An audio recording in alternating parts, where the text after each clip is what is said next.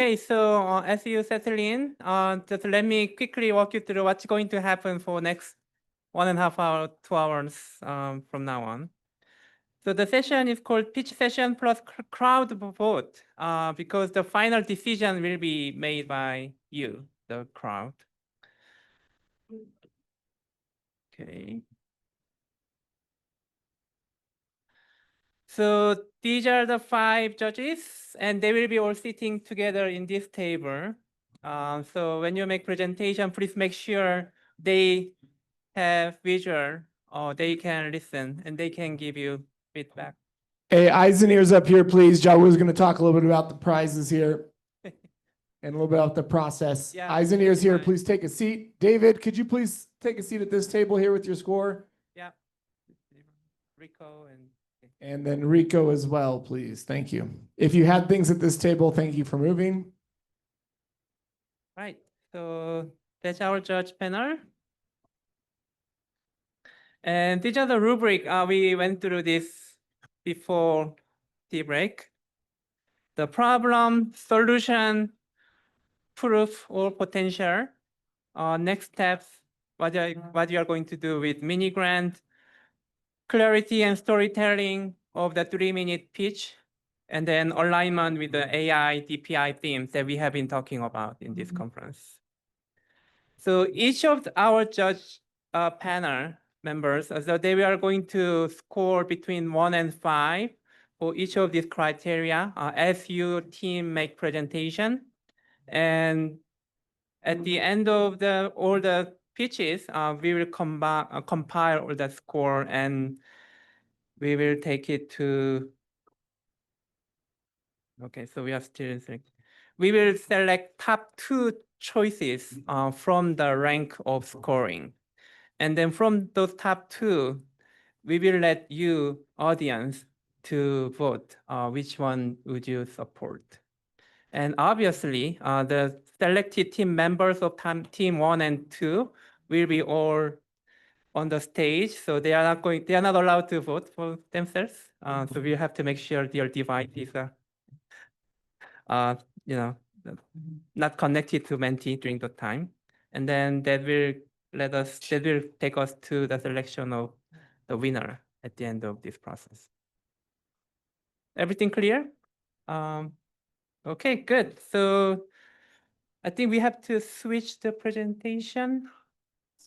Yeah. Do we have an initial look at what the order is, or is it already in here? Okay, so 1 minute. okay.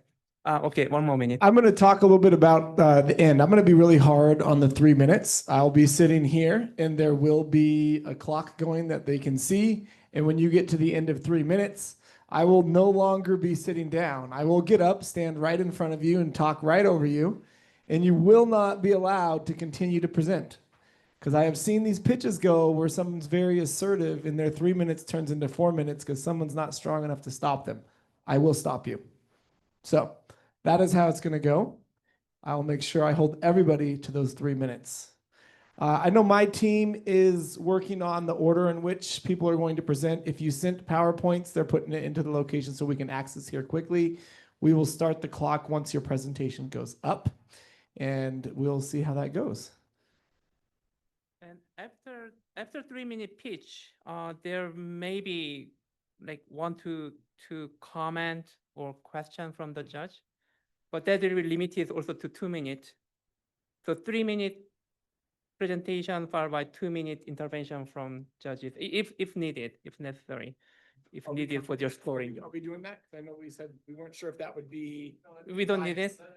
Because we thought it would be biased. Okay, no question, nothing, no feedback. There will be no questions. And the reason why we decided that is actually because if you got questions and could get the responses from that, then it could influence team number 10 to have a better chance of understanding how to connect with the judges. Okay. So we decided just to keep it more neutral. Okay, so just presentation. It'll be presentation. Got it. Okay, yeah, that makes sense.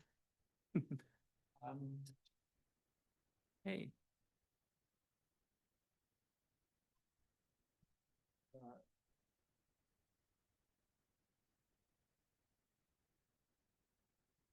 Okay.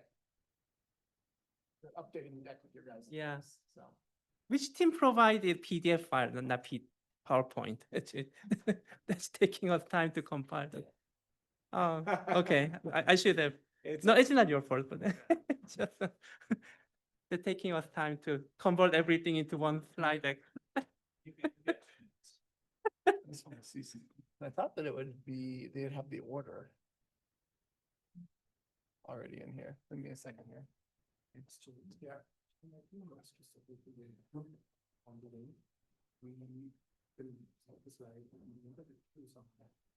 Yeah, that's fine. I just add 11, so I'll tell them. Janelle, we're okay if they missed the submission thing, but just sorry to add it to it, but just make them go last so we have time to put them where it needs to go to. And is the hold up the PowerPoint slides or is it actually the order? Because do we have a slide order that we can just copy in? I can't hear you, sorry.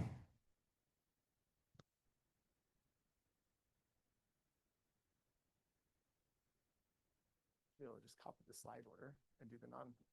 Can we do the slide order? Just non.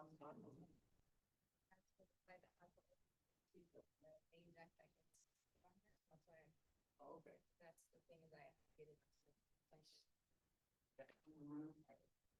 It'll be a minute. Talk amongst yourself. They're working on it.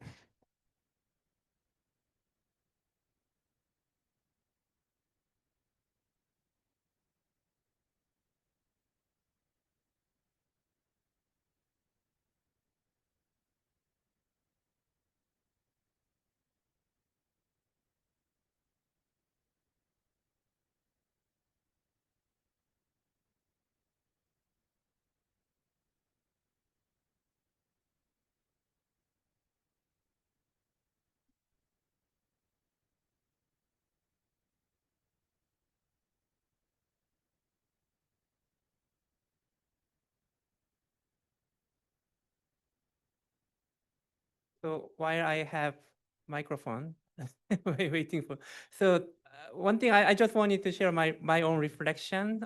So I'm researcher, just so everything we have been talking about, I was back of my mind, what kind of research question I can get out from this. One thing I realized is that this concept and definition of examples of AI DPI doesn't really seem to apply to many of the realities and problems, the challenges we have been talking about for the last 1.5 days. So I think some even localization or redefinition or reimagining what AI and DPI means for the countries and where you are coming from, this in the African continent, I think might need some research attention. I mean, we started from the assumption that India's a successful DPI AI story can be something that we can apply and maybe we can something learn from. I mean, there are certainly things we can learn, but I think there are much more difficult and different realities. We talked about very informal economies, inefficiencies, and distrust in government kind of systems and policies. I think there are things quite different from any other countries where AI and DPI has been taking place. So yeah, so that's something I thought to pursue. And yeah, I will welcome anybody joins us to start brainstorming what it means.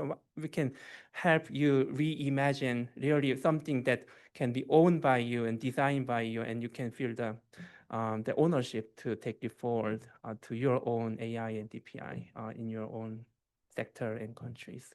So yeah, that's one of my quick pitch. I didn't start with my pitch, but quick pitch to this community. What else? So this is the first of series of AGX conferences. So one little background, Ram briefly mentioned yesterday. So this is not the first time we are convening, CGIAR is convening digital ag ICT in agricultural communities. So we have been part of community event called ICT for Ag that has 10-year history, but after running it for 9 years, we thought maybe it's a good time to rethink and rebrand it as a new name, and that's your AGX.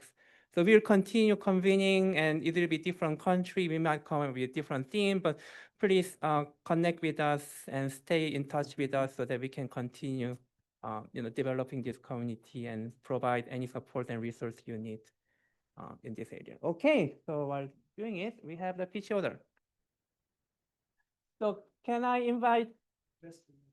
Yeah, group number 1. Okay, so this is the list of 8. I guess, sir, if your name is not up here and you're expecting it to be up there, please talk to Jessica in the back and she'll make sure that we put it up there as well. And then if you have a slide deck that needs to go as well, we will add it to the list. And this is the order. And I will take my seat there. And I know that number 9, Agri Field, I think was the name of it, is going to go after that. And it looks like there might be one more as well. So let's call up the first one here and I'll get ready.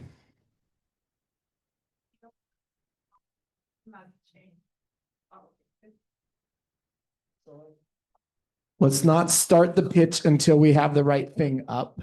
Do you have PowerPoint slides or no? You have a PowerPoint slide? Yeah. Okay, will you just double check that they're right and I'll start my clock here in just a second? You opened PowerPoint. I sent the PowerPoint. Oh, nothing is controlled by you? No, they can control. Yeah. They can control.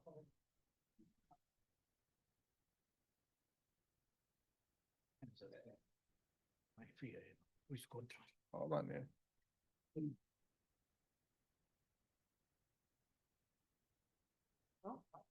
What's, I need someone to, You will control. Yeah. So we can start. hold on, I'm gonna wait for her to get down here. You have to control it from there? Okay. Is that right? Let me start my clock, hold on. Thank you very much. My name is Fikre. I'm working for FAO. Actually, we are a team of FAO plus 2 different government ministries, Ethiopian Coffee Authority and the Ministry of Agriculture, where the Buna chain means, Buna means coffee. The coffee value chain traceability platform we are already going to establish, which empowers farmers, ensuring EUDR compliance and connecting to global markets. So Buna chain is a digital tool designed specifically for Ethiopia's coffee traceability, aligned with EUDR requirements and build empower smallholders. So it will create an inclusive ecosystem that transforms Ethiopia's fragmented coffee value chain into transparent, traceable, and sustainable system. So the context is, Ethiopia has over 5.2 million smallholder farmers producing high-value Arabica coffee, but fragmented and informal value chain with low traceability, EU deforestation regulation, demand is verified. So key challenges are weak data systems, limited digital literacy, poor negotiation, leveraging, scattered production, informal trade layers. So the solution is, a digital connect every Ethiopia coffee batch to its origin, and the objective will be build an inclusive AI-powered platform for traceability, learning, and market access. So, and how does it work actually? So these are actually the modules: farm mapping, EUDR education hub, data captures and standards chain, batch tagging system, digital advisory statement, export compliance, and the whole. So key features, purpose, and all are there. So these are the module. So the proof or the potential is EUDR compliance traceability will be there, and digital empowerment, price transparency and better bargaining, the real-time monitoring and the consumer trust via Buna passport. And the next steps will be, as you see, the phases are pilot, launch in 3 coffee regions like Oromia, Sidama, and regions.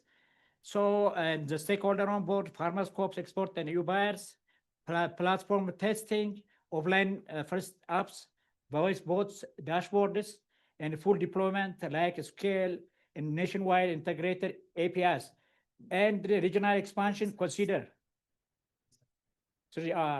neighboring regions. So these are what already started, and we're going to at least proceed. Thank you very much. All right. Will we have to go back to that list again? Who's number 2?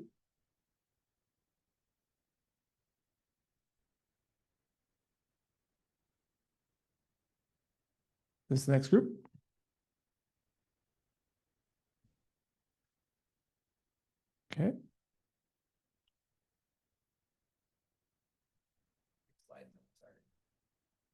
you? Ready? Yeah, that's good. Set. Go. They control it up there. Oh, okay. Hi, everyone. I'm Samuel Tho from ASEL, representing team ASEL and Trace. So the problem we are facing is that by 30th December 2025, that is exactly 159 days from today, all coffee from East Africa that is not EUDR compliant will not be able to access the European markets. Without compliance, they lose market access and loss of income. Next. Okay. So the opportunity here is to tap into the potential of the rural youth to use the current free global public goods platforms and tools. For example, FAO, Open Forest Ground Up, ITC Deforestation Gateway, and also many other third-party tools out there. Also, we'll use the youth who are easy to trust in the community, and also they understand local language to be able to work with the farmers. Next. Next slide. So our solution is to use youth in the traceability network, to use the tools that are free, train the youth, sensitize them on the ownership of the data, because the data will belong to the farmers, and they'll be the ones who will grant access to other buyers. Support these cooperatives to ensure that they collect EUDR-related data. And the results is that we'll have farmers who own and retain the ownership of the data, which we saw is a main concern with the people here. The youth will get to earn dignified digital work and also to build local capacity of Kenyans to do climate smart trade. Next. So to prove what we've done, in 2 months, we were able to map out 6,324 farmers in 3 cooperatives out in Bungoma, and that is just a screenshot of the plots that we've already done. Next. So what's new and what's smart about our solution? It's bold by using the local youth who are getting a footprint into the coffee farming. It's farmer-driven and farmer-owned. It's digitally enabled by using DPI-enabled traceability tools. We are adopting AI for real-time data quality checks to ensure that there's no bad data in it. It's scalable. It can be replicated in any corner of the country by the farmers. And it also gets you data for certification. And it's grounded. Next. While this will work, ASEL has proven that it can do this, and we are able to replicate it in other areas. Next. Next. So the next step will be to launch the trainings, ensure that the youth have tablets to work with, partner with cooperatives, counties, local government, and other stakeholders to ensure that they are ready to go and share the learnings with other people in the community. Thank you.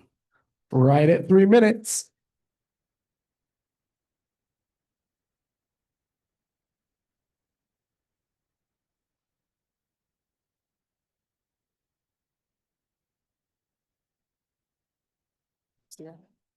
Yeah, I'm PMB now. And you have PowerPoint or not? Yeah, it's a, PowerPoint. We'll start the clock when he gets to his PowerPoint slides.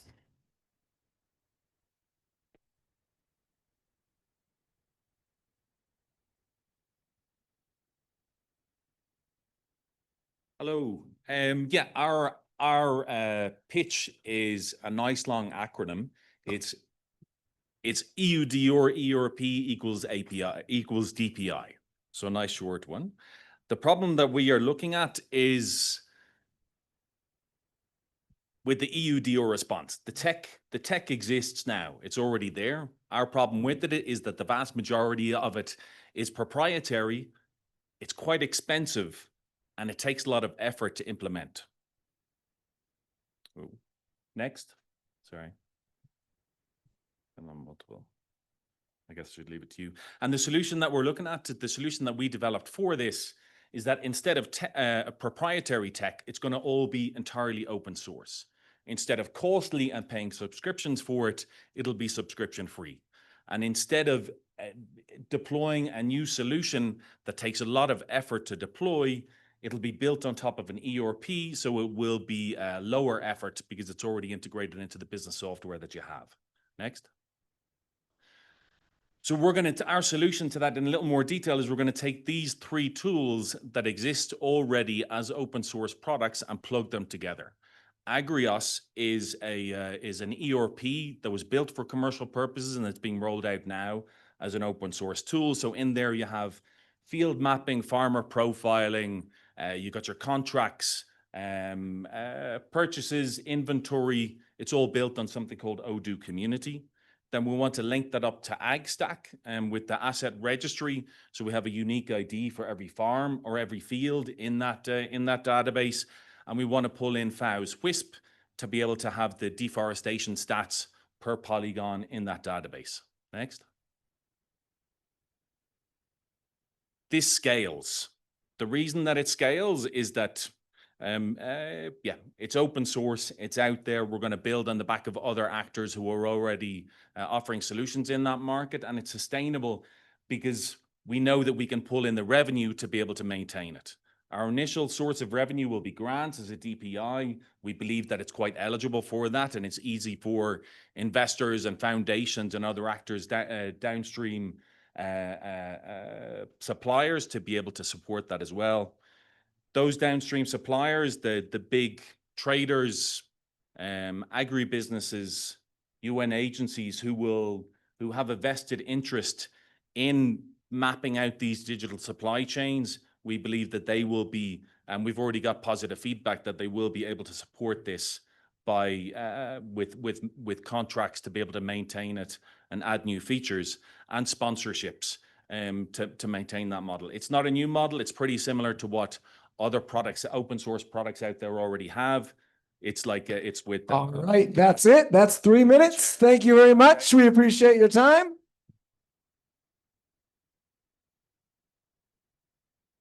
Back to the next presentation.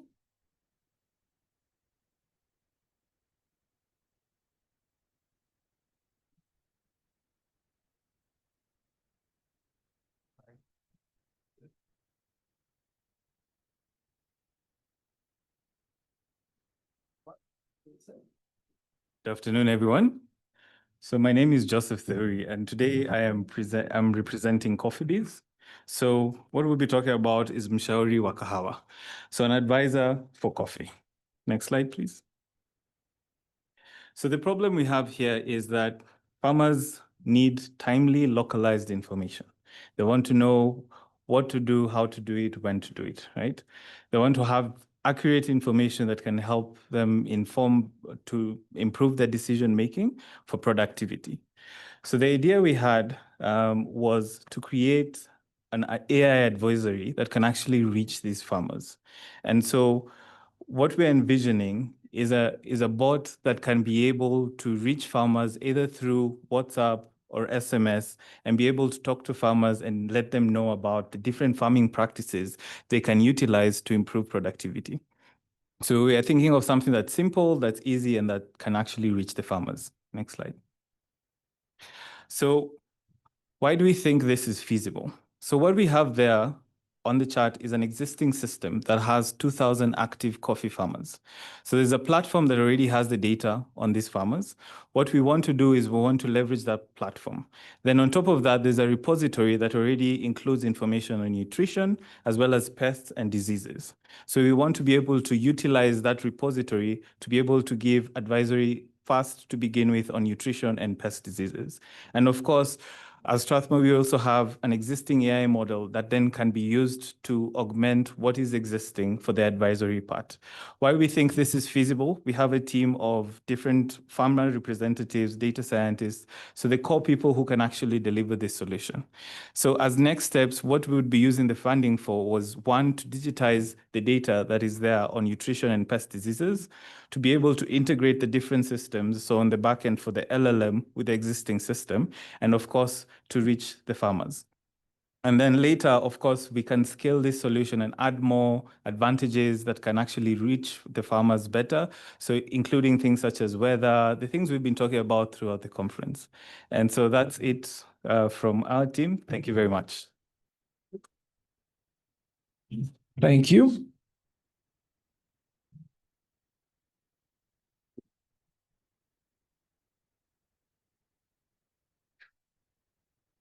All right, we have the next group coming up.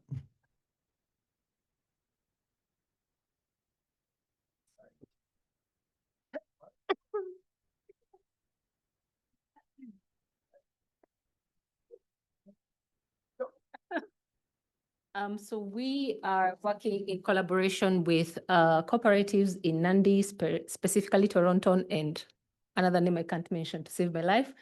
And how we're going to do this is we are going to use our existing platform. We already have an infrastructure that is existing. So what we're doing is building AI on top of it. Next, please. So we are solving the usual problem that the other team is trying to solve. So this is who we are working with. Farmbeta is already in collaboration with Centric AI to build an AI model that is specifically for the agricultural sector. We are working with Meteitei and Toronto. Next, please. So we are solving pest disease forecasting and management, weather forecasting and actionable advice, marketplace and well-equipped extension officer. So what we're doing here is making sure that if I tell you it's going to rain next week, then what? If I tell you that this disease has been identified by several extension agents, then what do you do as an organization to mitigate against that? Next, please. So this is a platform we have. The platform itself is going to link the entire ecosystem within a cooperative. There's a chatbot that farmers are going to use to report their problems and access the AI. There's an agent app that already exists, as I said, that is integrated to the WhatsApp for extensionists to be able to address the problems and also plan their daily activities. And then that all this ties together with the dashboard that the cooperatives can use to see real-time information to for increased transparency and then be able to get data to be able to measure impact and save on costs. Next, please. So all of this already exists. So the funding that we're looking for will not be used to build that. What it's going to be used to do is exactly solve the problems that exist. So we'll actually co-create with farmers on what their perhaps their 5 biggest problems are. It could be deficiency in nutrition, it could be pest and disease management, it could be weather forecasting, it could be input implication. We are going to first test the specific real-time problems that exist now, and then test that, pre-feed them in the model, and then actually just predetermine and test them, and then work together with the agents to see if it's going to work. So how the AI is going to work, one, farmers can receive 80% of the requests and get satisfactory answer, and agents can just work on the 20%. And then farmers can actually map out their farms for EUDR compliance within coffee. Agents can be able to access the AI answers, and that, which is also coming from co-created content. They can access existing repository from worker division and quality-based practices in our library to supplement their duties. And then they can reach out to farmers if they need physical visits. For cooperatives, they get real-time data for farmer-agent interactions. And then we can link the training and extension on, is it actually making a difference? So that's how we plan on actually being able to change human behavior. Next, please. This is it. This is how we plan on using the money. Post the project. The rest you can read. Post the project. We actually are looking to go into the greater Nandi. All right, thank you very much. That's a great presentation. All right, who do we have up next? What's that? Women in Power? Women in Power team.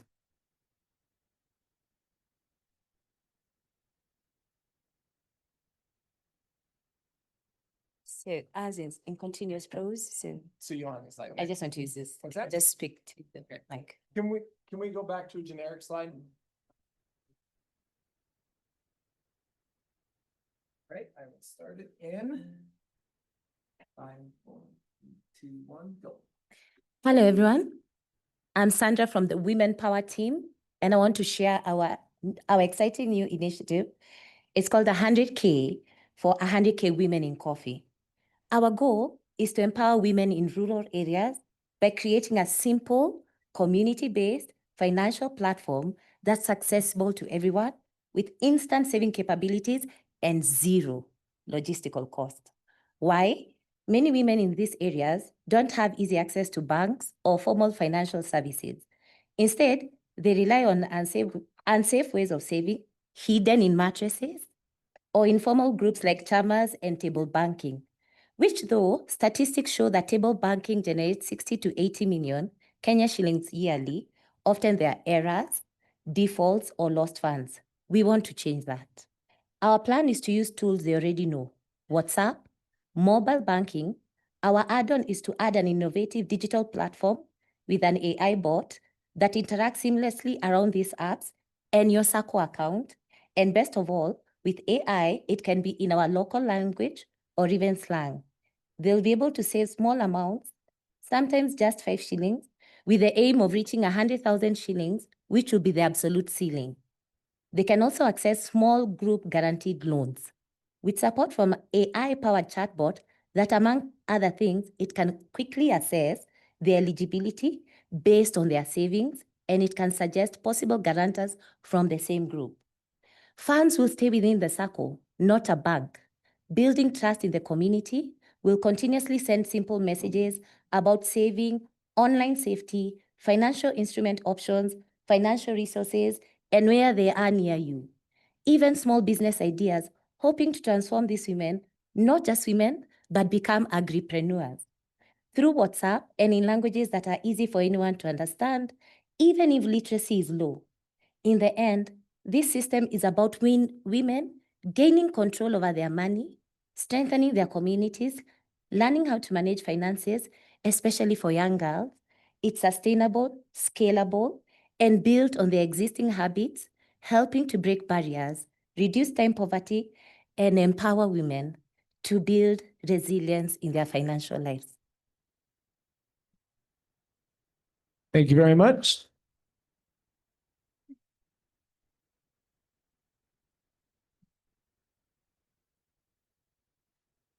Who do we have up next?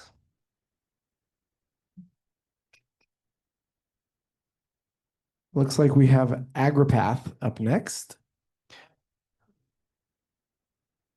Or AgriPath/W woman. Is there slides for this one?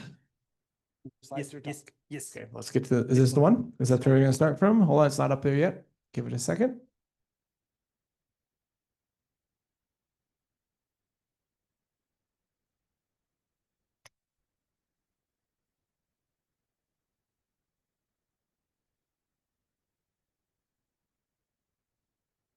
Can we get the slides on the main screen, please?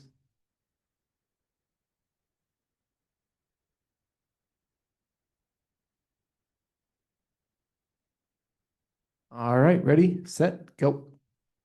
Good afternoon, everyone. I am here, you know my name. I am here on behalf of the AgriPath team. And as part of the AgriPath project, we are testing the use of digital advisory services to enhance agricultural productivity in poor farm households using practices or sustainable land management practices. Through this AgriPath project, what we found out is that male or men farmers, they exploit the opportunity of the digital advisory services, and women are left behind. Why? Because women, we found out that they have a lot of barriers. They don't have smartphone ownership, even if in the same family, it's only owned by the man. They have less digital literacy, and they are excluded from extension services. So what we are offering as a solution, we want to create female digital champions. And using in the RCT villages, we want to conduct local digital literacy workshops, particularly on women, and onboard women to the farm better up because they are left behind.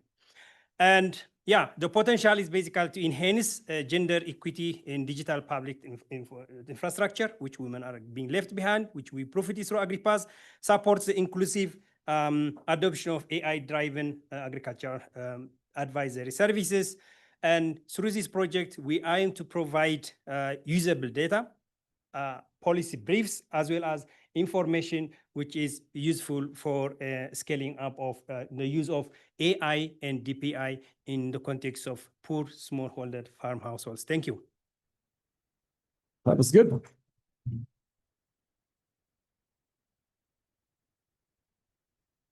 All right, next up is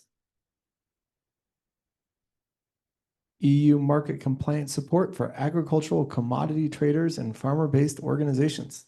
Is that the full name? I like that one. It's actually the name of an online training program going on at the moment for with 650 companies. All right, ready, get Ready. Set, go. Okay, good afternoon. So we didn't give ourselves a name, but we are a consortium with ITC that offers a DPI deforestation-free tree gateway, NKG, one of the largest coffee traders in the world, and EPROD, agricultural technology company. Next slide, please. So we see that the information requirements from the voluntary sustainability standards, the certifications basically, but also compliance for EUDR, CSRD, CS-triple-D, liver catalytic, et cetera, require so much data and so much complexity that it actually risks exclusion of farmers. So how do companies like NKG solve this issue? They basically step in and do the work for the farmer cooperatives and the farmers. So that creates a lot of dependency. Next slide, please. Next slide. Yeah. Okay. So by introducing EPROT as a proven affordable ERP, farmer cooperatives, farmer-based organizations can manage processes themselves, while they can exchange automatically through APIs information with DPIs like Deforestation Free Trade Gateway. So this offers especially smaller, let's say weaker organizations and very small estates to also have information automatically checked for deforestation through the integrations with WISP, both on DFTG but also on EPROT, and also to basically market or access companies through the platform. The beauty is, of course, through EPROT, all the other functionalities also there, creating access to finance, extension services that, of course, extensively use AI to generate the services. Next slide, please. So what potential that we can implement this and scale this as a consortium. So we have these integrations in place. EPROT has been there for 20 years, as NKG has been there for much longer even. We can create the access to regional markets through NKG. We have hundreds of clients as EPROT. We can easily scale this, and through DFTG, you can actually link this to many other sectors that also have to comply with EUDR: coffee, cocoa, palm oil, rubber, soya, etc. Next slide, please. Okay, so we would like to roll this out, a pilot in Kenya, but within the next couple of months, we can roll this out to all the companies that EPROT and NKG work with, and those suppliers in the DFTG. Thank you. Thank you very much.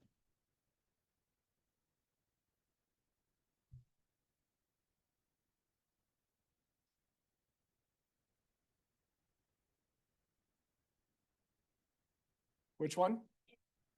Aminika.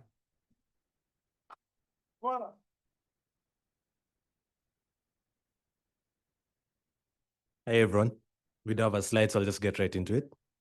Right, thank you.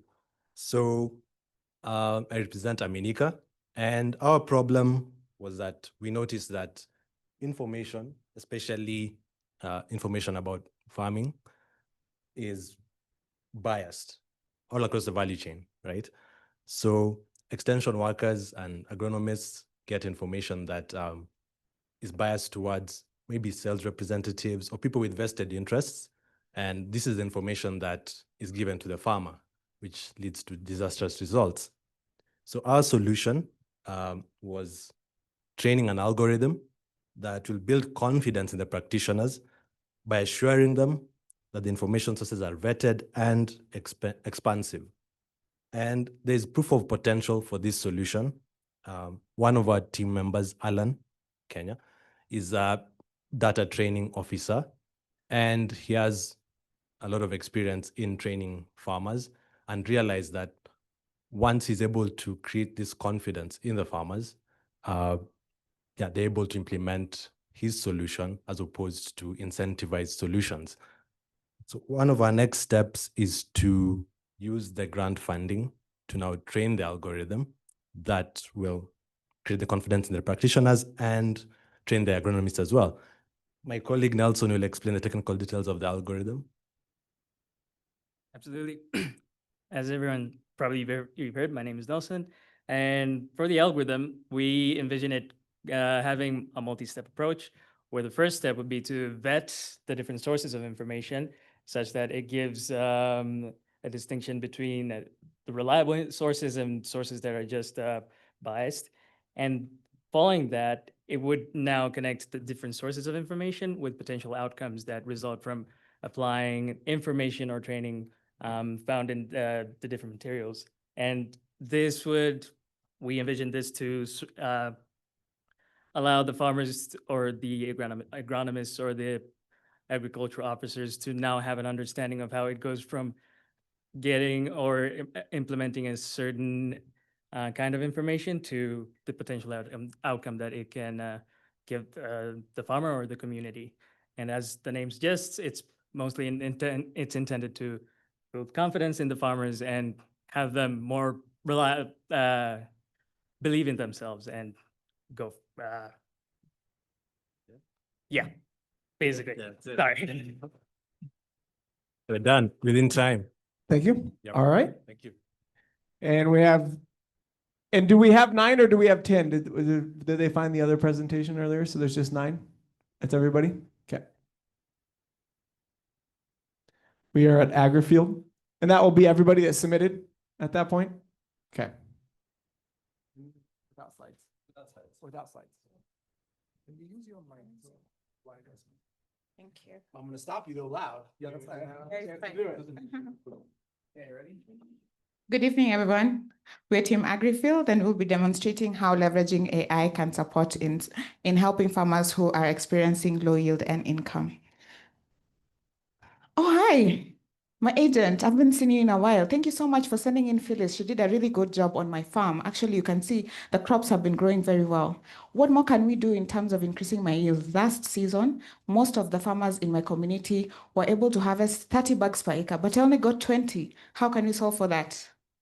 No worries. We will support you from land preparation to selling at the offtake. Let me actually start with booking a crop health monitoring service. So what you just observed there is a farmer talking to her agent. Behind the scenes is an idea for crop health management. So we deal with farm equipment, and our new baby in town is a small drone that measures field insights, field intelligence. We generate a special intelligent map using AI. They are able to have a very boring, simple conversation with recommendations. Oh, thank you so much. This is very useful information. I can see that you've already sent out, booked the service for me to get treatment across the problematic areas. What comes next? That's right. She doesn't have the right market. We have storage solutions, but what more? With the same chatbot, we will give you market intelligence, where to sell, when to sell, how much to sell, so that not only she increases yields, but also increases income. So you have farm equipment, you have AI chatbot, and now we want to work with Commonwealth people, Dr. Adom in the house, because we need an open, decentralized, DPI-based platform, because we need to share with you all these field insights, and I know data is needed by all of you. So how can we give you these insights, this intelligence, because we don't want to thrive alone. Our farmers need to benefit. Thank you so much. I've enjoyed this. We are here to support you always. Agri Field, thank you. Yeah. So we still have 50 seconds. Our budget goes to creation of the AI bot and working with people who have gone before us. And then we need 6,000 for the AI advisory piece. And then 1,500 is contingency. So 12,000, 6,500, and 1,500. Check, please.